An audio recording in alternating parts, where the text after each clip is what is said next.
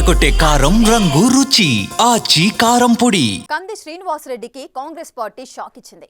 నేనే రాజు నేనే మంత్రి అనుకుంటున్న సమయంలో హస్తం పార్టీ మాజీ నేతలకు తిరిగి ప్రవేశం కల్పిస్తూ నిర్ణయం తీసుకుంది.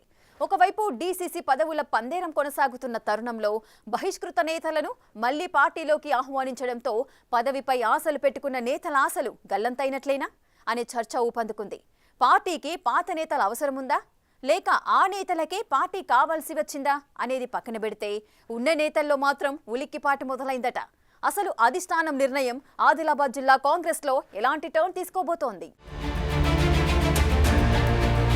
రాష్ట్రంలో అధికారంలోకి వచ్చిన కాంగ్రెస్ పార్టీ ఆదిలాబాద్ జిల్లాలో మాత్రం ఆగమాగమవుతుంది. జిల్లా పార్టీకి అధ్యక్షుడు లేకపోవడం, ఉన్న నేతలు పార్టీని పట్టించుకోకపోవడం, ఎన్నో ఏళ్లుగా పార్టీ కోసం పనిచేసిన వారు బహిష్కరణకు గురవడం ఆ పార్టీలో గందరగోళానికి కారణమవుతుంది. గండ్రాత్ సుజాత, సాజిద్ ఖాన్, సంజీవరెడ్డిలను పార్టీ నుంచి సస్పెండ్ చేస్తూ అప్పుడు నిర్ణయం తీసుకున్నారు. దీంతో కాంగ్రెస్ లో ఇతర పార్టీల నుంచి వచ్చిన వారి పెత్తనం పెరిగిపోయిందట. ఆ క్రమంలో పార్టీలో కాంగ్రెస్ నేతలు, ఎన్నికలు, ఆ తర్వాత వచ్చిన నేతల మధ్య గ్యాప్ పెరుగుతూ వస్తుందట.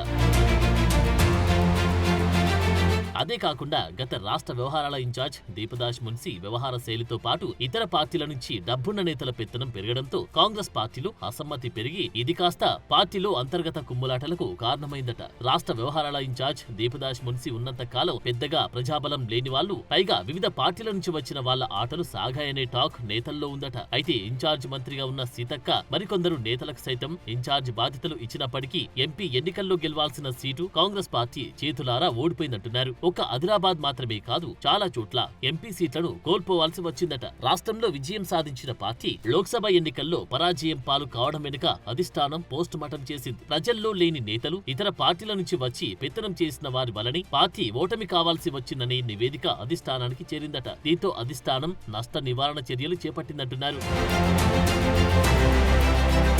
ఆదిలాబాద్ లో అసెంబ్లీ ఎన్నికల్లో గండ్రత్ సుజాత, సంజీవరెడ్డి, సాజిద్ ఖాన్ తదితరులు టికెట్ ఆశించారు. వీళ్ల ముగ్గురిని కాదని బీజేపీ నుంచి వచ్చిన కంది శ్రీనివాస్ రెడ్డికి టికెట్ కేటాయించడంతో 10 ఏళ్లు పార్టీకి అండగా ఉన్నాం, కష్టకాలంలో పనిచేసిన తమకు అన్యాయం చేశారంటూ కోపోద్రిక్తులైన సదరు నేతలు అధిష్టానంపై తీవ్ర వ్యాఖ్యలు చేశారు. దీంతో అంతర్గత పోరు ముదురుతూ వచ్చింది. అసెంబ్లీ ఎన్నికల సమయంలోనే కంది శ్రీనివాస్ రెడ్డి స్వయంగా గండ్రత్ సుజాతను ముక్కు చెవులు కోస్తానని వ్యాఖ్యానించడంతో పాటు మిగతా నేతలను దూరం పెట్టడంతో వివాదం మరింతగా రాజుకుంది.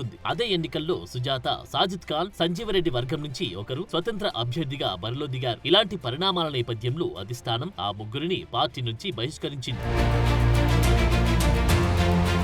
ఆ ఎన్నికల్లో కాంగ్రెస్ పార్టీ ఎమ్మెల్యే సీటు కోల్పోయింది. ఎంపీ ఎన్నికలకు ముందు బహిష్కృత నేతలను తిరిగి కాంగ్రెస్ లోకి తీసుకునేందుకు లైన్ క్లియర్ అయింది. ఆ నేతలు అధిష్టానంతో మాట్లాడడంతో పార్టీ సైతం వారికి గ్రీన్ సిగ్నల్ తెలిపింది. కానీ మధ్యలో ఓ నేత వారిని పార్టీలోకి రానియకుండా అడ్డుపడడం, ఇన్ఛార్జ్ మంత్రి సీతక్క మరో నేత చొరవతో వారు పార్టీలోకి రాకుండా అడ్డుకున్నారట. ఇక జిల్లా ఇన్ఛార్జ్ మంత్రి రాష్ట్ర వ్యవహారాల ఇన్ఛార్జిగా మారిపోవడంతో జిల్లాలో తనదే పెత్తనమని ముందుకు వెళ్తున్న ఓ నేత ఆగడాలకు కళ్లెం పడడంతో పాత నేతల చేరిక అనివార్యమైందంటున్నారు. స్థానిక సంస్థల ఎన్నికల నేపథ్యంలో పార్టీ కోసం కష్టపడ్డ నేతల రాక కాంగ్రెస్ కు లాభం చేకూరే అంశం కానుంది.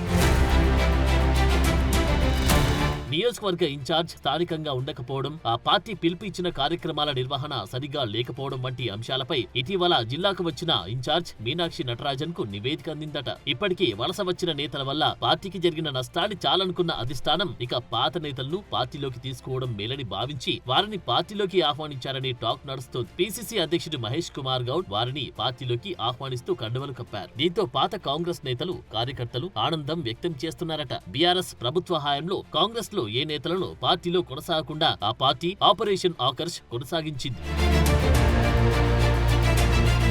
అలాంటి పరిస్థితుల్లో ప్రలోభాలు, బెదిరింపులకు భయపడకుండా పార్టీని కాపాడుతూ 10 ఏళ్లు అదే కాంగ్రెస్ పార్టీలో నేతలు కొనసాగారు. టీపీసీసీ ప్రధాన కార్యదర్శి గండ్రత్ సుజాత, మాజీ డీసీసీ అధ్యక్షుడు సాజిద్ ఖాన్, మాజీ market committee chairman Alluri Sanjeevareddy party ఆదేశాల మేరకు ఎన్నో కార్యక్రమాలు చేశారు. వీరు టికెట్ ఆశించడం, మధ్యలో వేరే పార్టీలో నుంచి వచ్చిన వ్యక్తికి టికెట్ ఇవ్వడంతో వీరంతా నారాజయ్యారు.